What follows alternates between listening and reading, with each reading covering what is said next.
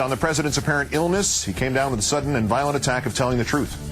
First time for Countdown's number 2 story, today's worst persons in the world. The bronze to Billo the Clown, who loosed one of his stalker producers on another innocent victim. This time it's Florida Congressman Bob Wexler, who, quite within the law, owns a home in Maryland near where he works at the U.S. Capitol, while listing the home of his in-laws as his residence in Florida. Billo sent his minion to confront Wexler at his home in Florida to confront him about something the clown made up called presidential or residential fraud.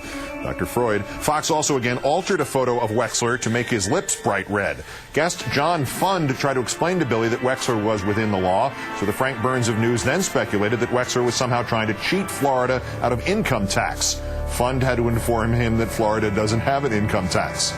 No income tax? Aha! This is where my argument falls to the ground.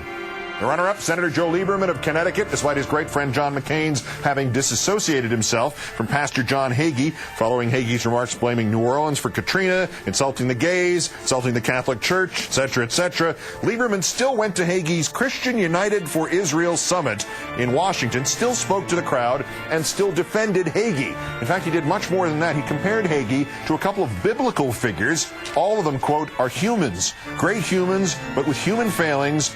Dear friends, I can only imagine what the bloggers of today would have had to say about Moses and Miriam. Seriously, can a guy get himself thrown out of two religions at the same time? But the winner, Brian Kilmeade of Fix News, reading the talking point that Iraq is going so well, they will be dismantling the green zone in 6 months, and announcing, quote, convoy attacks are down to 1%. That's the same percentage that's in America. I think there's just as many convoy attacks in America as there are in Iraq. Right. There have been 93 rocket and small arms fire attacks on truck convoys in Iraq in the first half of 2008, meaning if Brian is right, there was a rocket or small arms attack every other day on a truck convoy in the U.S. in the first 6 months of this year, and we all missed them.